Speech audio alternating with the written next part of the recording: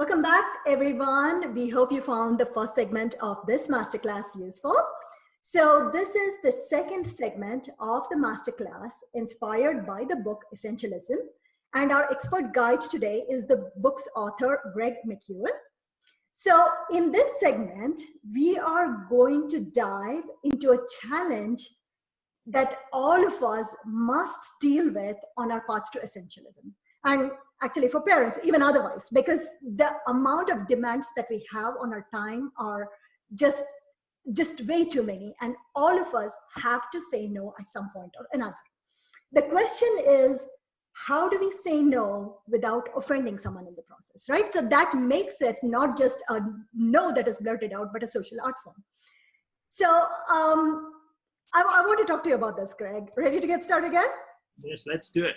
All right. So no is super powerful, right? So let's talk about what makes no so powerful, and let's kind of start from there, about starting from the power of no. Well, first of all, let's just back up for a second, which is all you have to do in order to make your life suffocatingly complex is just add and add and add and never subtract.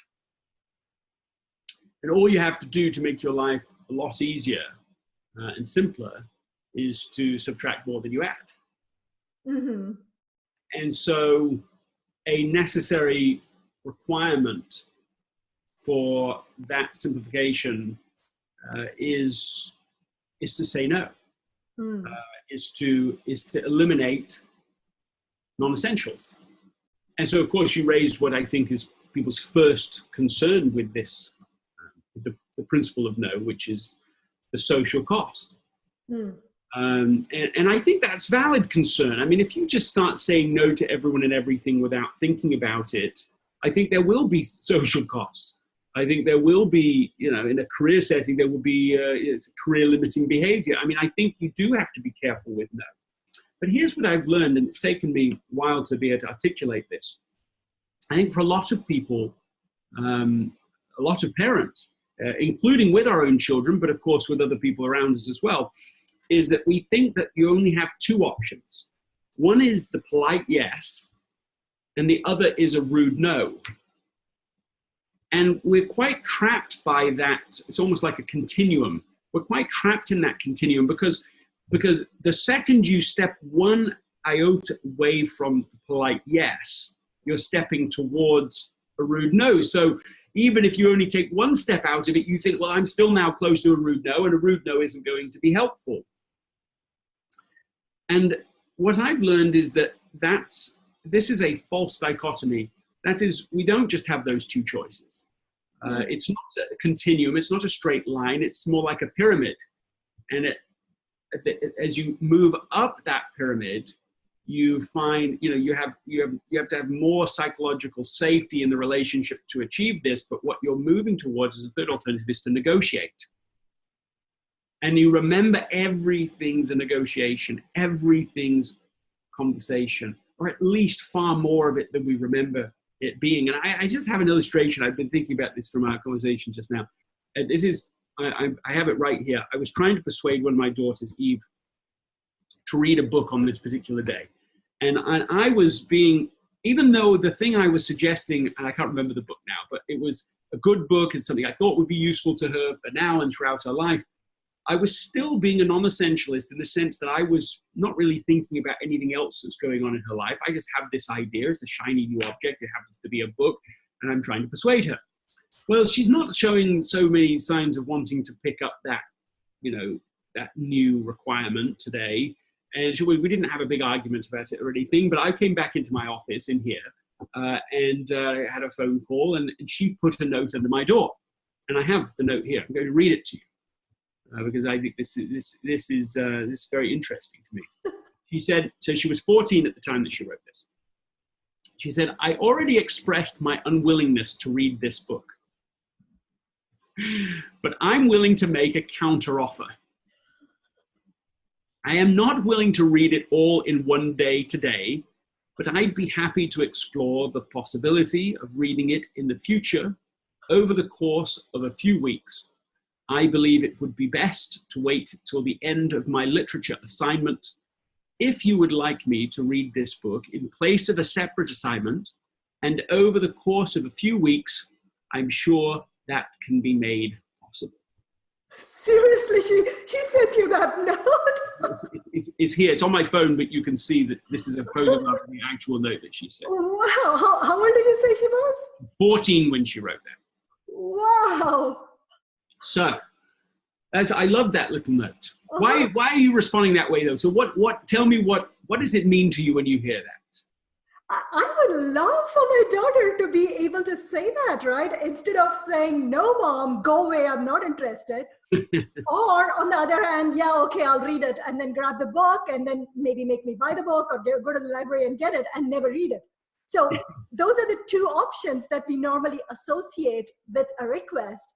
But this intermediate no but is, or yes but is, it's such a lovely way of handling it, and it's so mature for a 14-year-old child, right? Yes, I thought so too. I was very impressed by it then, and since on reflection as well. And I think what happened, I mean, part of it's just her skill and her personality and so on, but part of it, I think, grew out of traveling and being together, so the trust is high enough. And also she had enough exposure to essentialism to have language and ideas around, I don't simply have to say yes or no. There's a third alternative. I can negotiate. I can bring, and this is one of my favorite things about her, how she responded, I can bring the reality of trade-offs into the conversation. Let's not pretend that we can do it all. Let's not pretend that she can say yes to the book and do her literature assignment and do everything else that she's committed to. This isn't true. And so when we say yes without thinking about it, just to avoid trouble, social consequence in this moment, we are violating a basic principle of honesty. And so it may not be very comfortable to push back a little bit, but it's better than just being dishonest about it. I think so many people say yes when they really mean, but they can't do it. They won't do it. They'll just ghost you on email after they've committed to doing it because there's too much.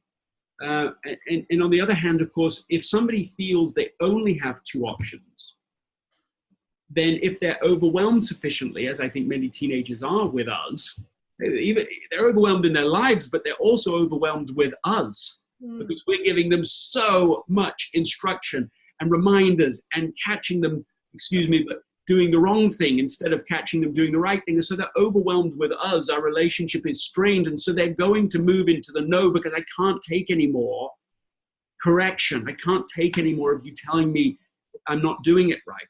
And so to help to create this space of negotiation, or if we used a different word for family environment, a space for counseling, there's a place to enter. We're going to talk about this together. And we're going to get it wrong, but we're going to then keep coming back on track.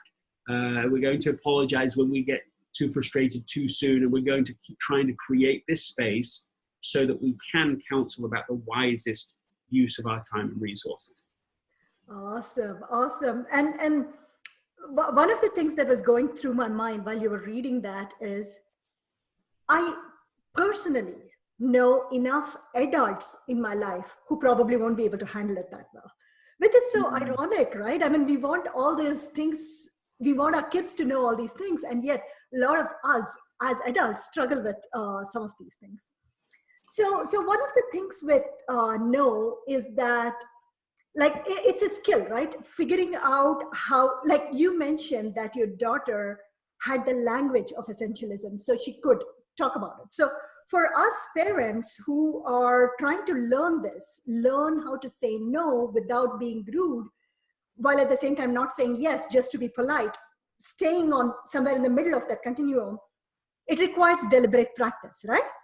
So in your book, you mention a bunch of scripts. You say that, you can start with these scripts, and then once you get the hang of it, it will become more natural. It'll come more naturally.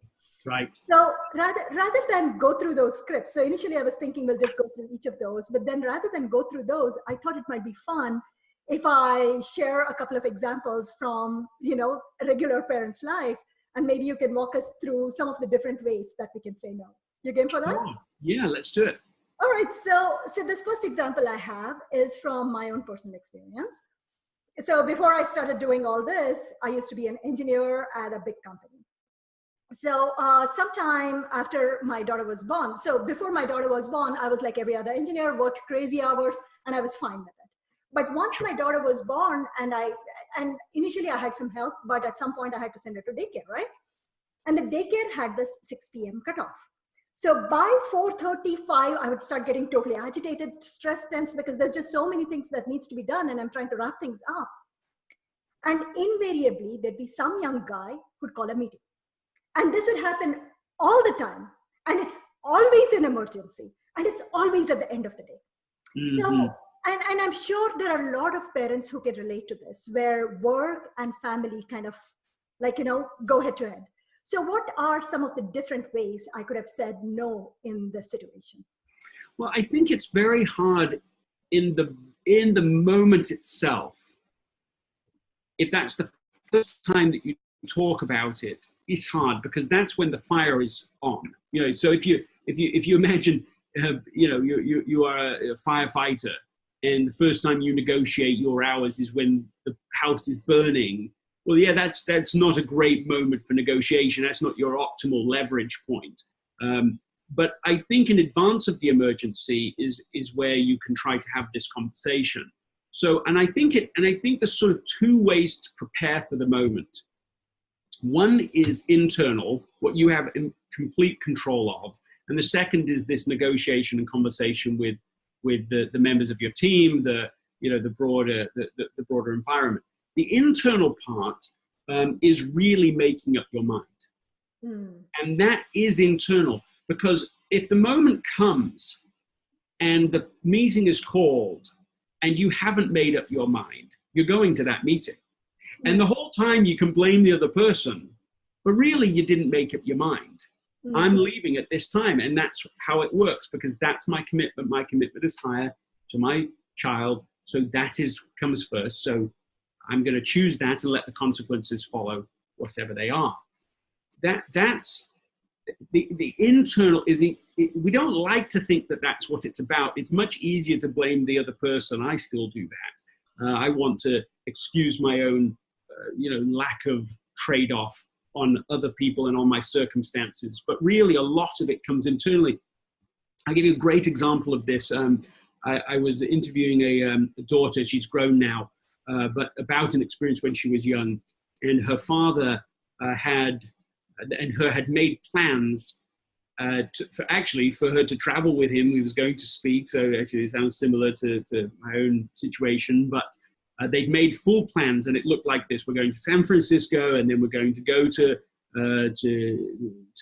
little China, I think, and we're going to eat Chinese food, and then we're going to go back to we're going to see a movie, then we're going back to the hotel, we're going to order ice cream sundaes, watch another movie, and there was a whole plan that they'd made, and she'd been dreaming about this, and they'd been looking forward to it together for I think months. So when the day comes, the conference is held, the conference is finishing, her father is leaving, and right as he's going to leave the room, and she's there, there with him, two old friends that he'd known from many, many years ago, good friends, husband and wife, they'd known each other, I suppose, 20, 30 years or something. And they had surprised him. They said, when we heard you were speaking here, we were so delighted, and we've come, and we just absolutely insist on taking you to a fabulous seafood dinner on the harbor. It'll be wonderful. And of course, you're welcome to bring your daughter. We'll have a great time together. She told me in that moment, I just felt a sense of dread. She could see what her evening would be. She didn't like seafood for a start. And she also knew that as soon as they went to that restaurant, it would be adult conversation. And even though she'd be there for it, it wasn't going to be with her. It wasn't going to be the experience they had planned. It's not movies. It's not the ice cream. It's not the chai. It's none of that. And so this is how she felt in that moment. It's all gone. her father responded to these friends, "Oh, it's so great to see you. It's delightful. I'm so happy that you came. That's amazing. Every minute is spoken for and scheduled back to back. So it's impossible for me to be able to do this right now. But I'm so looking forward to getting together with you again soon." And he grabbed her hand and ran out the door. She told me this experience, not just me, but she also shared it as the one story she shared about her father at her father's funeral. And that's how significant that moment was for her. The father is Stephen Covey, the author of 7 Habits of Highly Effective People. And I just think in that little story, it says a lot about the internal commitment, making up your mind. Yes, there's going to be a consequence with him not going. I don't know the consequences to those people. I don't know the consequences to those friendships, but I don't believe for a second the consequences were more important than this experience lasting 40 years and still living on in the life of her daughter. That was what actually mattered. So when we're clear enough internally, and not just clear, but decided, the word decide comes from the Latin to cut or to kill. When you decide, you are actually killing or cutting off some trade-off. You're actually saying no to this, yes to this. And so when we are decided enough, we have the courage to then present this. "Oh, I'd love to come to this meeting. I'm committed. I already have a commitment." And we don't know the consequence. But here's the problem. When we don't make up our mind, we never find out what the consequence is, because we just sell off often our family and our children get sold off first. So we never find out what would happen at work if we said no, because we don't do it. And we do see what the consequence is with our own family, because at first it doesn't add up to much, but then eventually they become teenagers and the relationship is completely strained because it's been trade-off after trade-off in that. Or in our marriage, that trade-off after trade-off has been made until it's strained and awkward and difficult. And so the costs do come, but it takes a little longer for them to show, perhaps. So that's an illustration. I've got others where that comes from, but I think it's first internal, then you step into negotiation with other people and be as reasonable as possible. You say, look, maybe you say under some circumstances, you could say, this time I'll do it, but I can't do it going forward. Or there's another example. I've got to tell this story. I know I'm giving a long answer to your question here, but another example that has very added poignancy now. This is a story from Clayton Christensen, where he was a young consultant at the time, and they said, well, we would like you to come in on Sunday for this big client. You know, this team, we're getting together as a team to figure out what to do with this client. Can you come on Sunday morning? And he said, oh, I'm so sorry, but I've given Sundays to God. And that's what he said, just like that. His boss was not pleased, frustrated at that answer, and he didn't know what the consequence would be. Maybe there would be repercussions. His boss goes away, comes back later. He says, fine, I've talked to everybody on the team, and we've come to a solution. We'll come in on Saturday morning instead. He said, oh, I'm so sorry. He said, I've given Saturdays to my family, and that decision is fully made. And so in the end, they come up to some other arrangement. He wasn't fired, and so it worked out okay. But here's what he learned from the lesson. He said, I've learned that if I made an exception there, my entire life would have been a series of exceptions. Mm-hmm. And that's what we have to be so careful about, is that once we are decided, well, we'll find out what the consequences are, but we'll have protected the things that matter most. And I'm telling you right now, my experience with this is whenever I push back, when I do it thoughtfully, I'm amazed how often people will come up with ways to accommodate it. I had a situation not long ago where I had someone who was insistent on a certain time for me to be at an event. And I'd already said that wasn't going to work, but they came back again and tried to persuade again, no, it really has to be on that day. Can you make some arrangement? I said, well, no. And frankly, it was a family commitment the next day. So I guess in theory, it could have been adapted. I could have changed it. But then again, you're always sacrificing your family for your profession. And that's the way it tends to go. People don't say family. When they say work-life balance, you don't mean work-life balance. It's a poorly named concept, because you never mean I'm spending too much time with life and not enough time with work.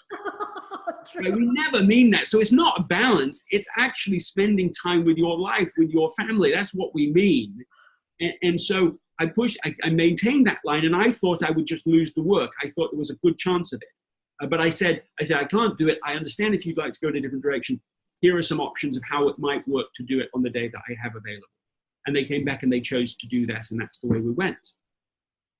And I just say that here because in the end it worked out. How would I have known it would work out unless you push back, unless you maintain a boundary, unless you've made up your own mind? You don't even know. And I would never have a story to tell, because I would have just said yes and then violated my own family, and my whole life is a violation of that. So you talked about two things, internal and external, right? So yeah. I want to come back and talk about that external in a few minutes. I want to explore this a little more. Yes. So one of the things happens when you are decided and when you are firm is that you actually end up being more respected for it, right? Like, for instance, I've been trying to get you to come and talk to us for this conference for 3 years now. I think 2020, right? And you told me, it's like you always sent me a very nice email saying, I have these commitments right now, so I cannot do it at this time. And that didn't make me mad at you. It's just that the way you handled it made me respect you more. It's like this person not just talks the talk, but walks the walk, right? So I definitely want this person to come in. So I would put it on my list for next year, and then I would contact you again next year until we eventually found a way to make it happen, right? So that's something I want to bring out, that when you are firm, when you know what you're doing, and when you convey it in a non-rude, thoughtful manner, like you said, in a compassionate manner, I think people's respect for you goes up. And instead of, sometimes, yes, there will be a social cost, but at the same time, there is a chance that you'll have respect and there's social credit too, right? Well, the idea that there is no social cost to saying yes to everyone and everything all the time is a nonsense.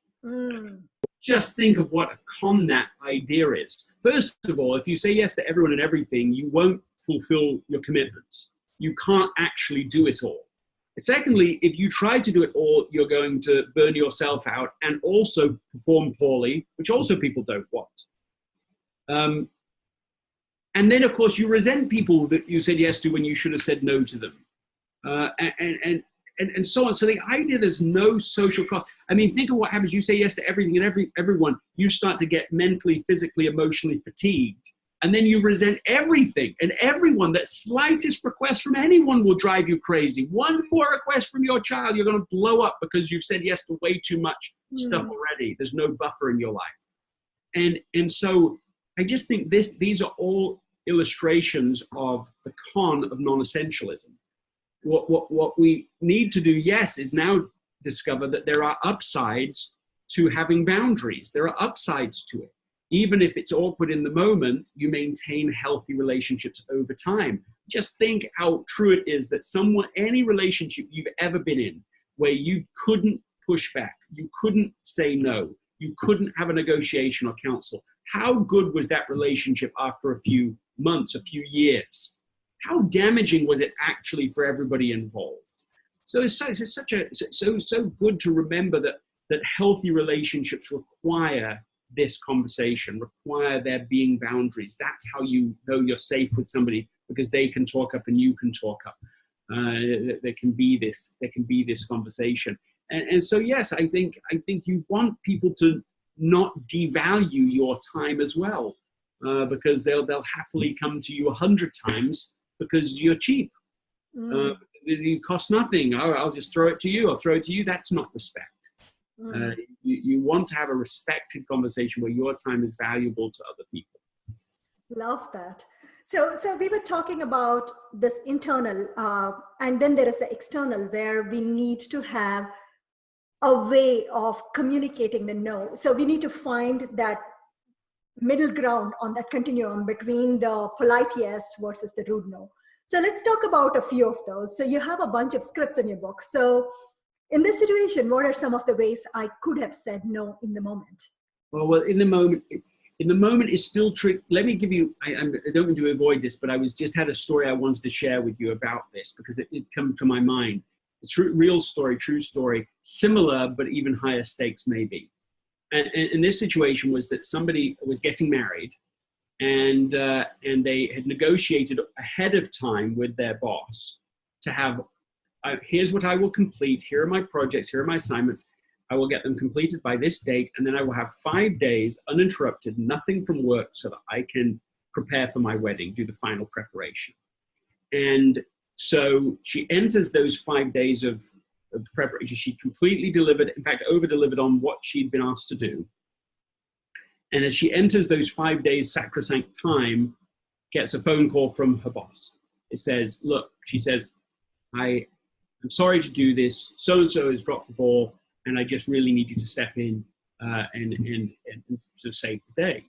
She said in the previous X number of years, she had said yes every single time to such a request. She just never said no. But because she had not just made up her mind, but negotiated in advance, she felt empowered, still nervous, but empowered to say, look, I understand you're in a predicament. I get it.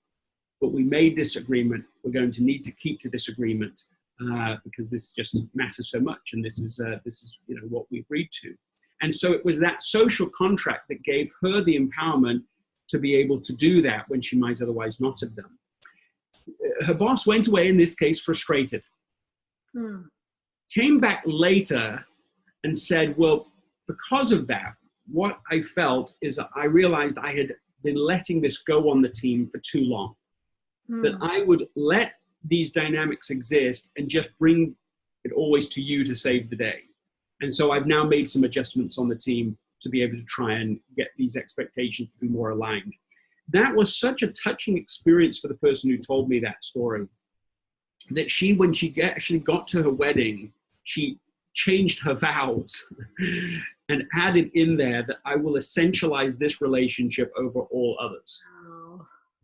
So I mean, I love that story because of its empowerment. And what I'm saying is first the internal, then the negotiation, so you have a social contract. The clearer the understanding, the better, because then you can point to it rather than just to your own opinion in the moment. So that's still not quite answering your question, but it's key preparation work if you can do it. It is, right? So it is one of the key ways that we can handle that social contract, right? So one of the other things that you mentioned is humor, which is what I kind of ended up using in that situation, because the guys who were always calling that meeting at the last minute in the evening, they were always the young guys, the bachelors who didn't have family commitments and things like that.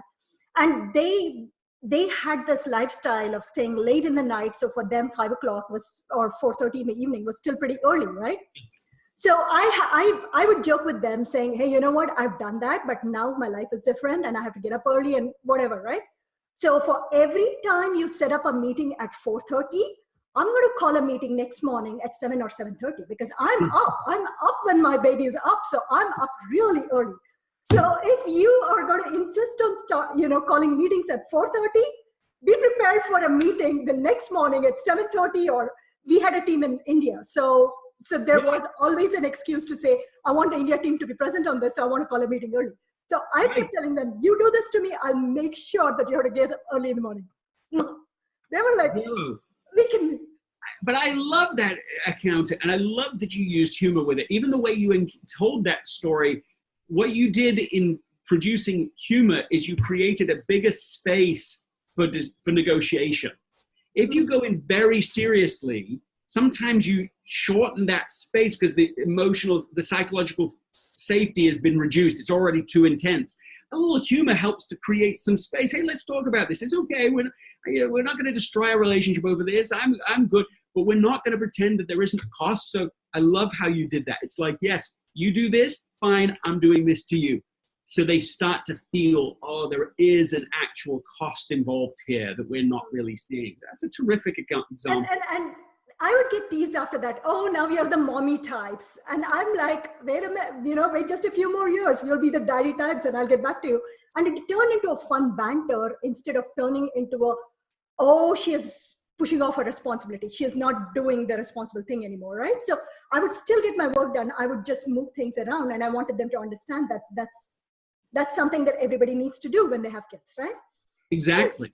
So I want to talk about another quick example. Oh, we are running out of time. So let me do a quick example. This one's from our community. It's kind of dovetails on this. So this mom wrote, my sister-in-law and mother-in-law are both volunteers through their church, and they keep asking me to join, but I'm not a church goer and I don't have the time. I don't know how to say no without hurting their feelings or making things awkward. Any tips for this mom? It's very complicated when it's family, especially in-laws, right? So. Yes, this is. I mean, that particular example is. I mean, I'm a church-going person, so it's a. I mean, I think that one of the things that for me I would, and I don't know if this will work for them, but I think that for me it's making sure you know what the priority is in your life. So let me talk about that for me. And I'm not saying this is true for this person or anyone else, but for me, my priority is not church. My priority is not family, even though those are both really important to me. For me, the priority is God.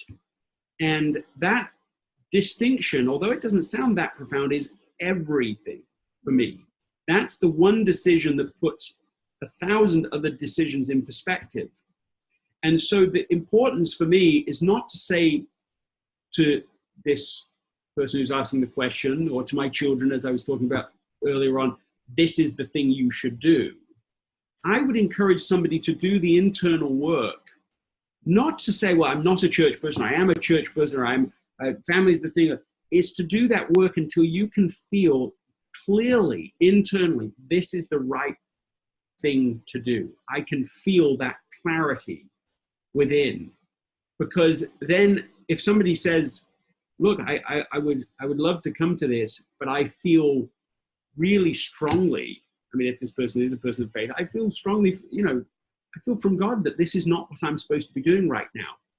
Well, that's like I mean, if it's true, right, that's your ultimate response in that situation, because nobody trumps that. By definition, nobody trumps that. But I would just encourage the person to be really, not just to use that as a line, but to do the internal work. Maybe it is right for them to go to church. Maybe it is, I don't know. Maybe it is right to someone to go to a meeting instead. I mean, there are times where you have to figure this out, but the key, and this is why Anna and I see it as being the priority work as parents, is to help our children sense that voice inside, that sense of clarity, so that they can always be in the right path in their lives. Even, as we said with Eve's story with me, even where it means she's pushing back on me, great. If I'm ever asking my children to do something that is not the path they're supposed to be on, I would want them to say no, no matter what that was, because that is the highest priority. That's the path I want them to be on. That's the essential path. So this goes all the way back to the first segment where we were talking about priorities and how priority can't be 10 different things, right? It's like, if you're clear about this is what matters to me, then it doesn't matter whether it's your in-laws, whether it's the boss or your own kids. If you're clear about what your actual top priority, what is it that really matters, then saying the no and figuring out how to say it in a thoughtful, compassionate way just comes, right? Yes, I think it does grow out of that. And just to be precise, the highest priority is to protect our ability to prioritize. Our highest priority is to protect this ability, to develop and protect our ability to discern what matters. And that's why, for me personally, we didn't expect to get here, but that's why this prioritization is so important in my own life. By making the divine the center of my life, everything else either comes into proper perspective or even falls out of my life. The non-trivial things that just don't even matter anymore, that maybe matter to many other people. I couldn't care less about them. They're not even, I don't even think about them anymore. They just fall out if you get that first part right. And so that's, to live by that kind of light, I think, is a deeper way of thinking about prioritization. Not just, hey, out of a list, what's most important, but how do I make sure that I am creating space to discern and to receive that guidance and that light in my life? And it's hard to do some days when all the noise is coming at you and all the social media and all the texts and all the emails and all just all the lists that aren't done. And indeed, in fact, including our own children with the needs and requests and the things that the noise in their life and in their minds. But to try to push that out deliberately, to make habits each day to be, for me, it's reading wisdom literature. It's taking the time to meditate, to pause, to pray, to get centered. To be able to hear that voice inside, sometimes very quiet. So I have to get very quiet to hear it. To me, that is ultimately the highest priority, because it's through that work that everything else takes its proper perspective. Love that. Really love that. So on that note, we are going to end this segment of the masterclass with our expert guide, Greg McKeown, inspired by his popular book, Essentialism. So for us parents, there is always relentless demand on our time. And I hope some of this discussion, especially the last part where you kind of wrapped everything together with making room for being able to prioritize in the first place. So I love how you brought it all together. So I hope all that has sparked something for you. And I hope you will choose to continue exploring this further. So the book that inspired this masterclass is Essentialism, The Disciplined Pursuit of Less. It should be available in pretty much every bookstore and library by now, right, Greg? Yes. All right, so I highly encourage that all of you grab a copy of it. There is a very beautifully laid out roadmap to kind of start following and then developing your own philosophy, your own plan for embracing essentialism in your life. Okay, so we're going to stop this here. When we come back, it's challenge time. I can't wait to see what challenge Greg has for us, and I'm sure you're curious too, so don't miss it. We'll see you in a bit.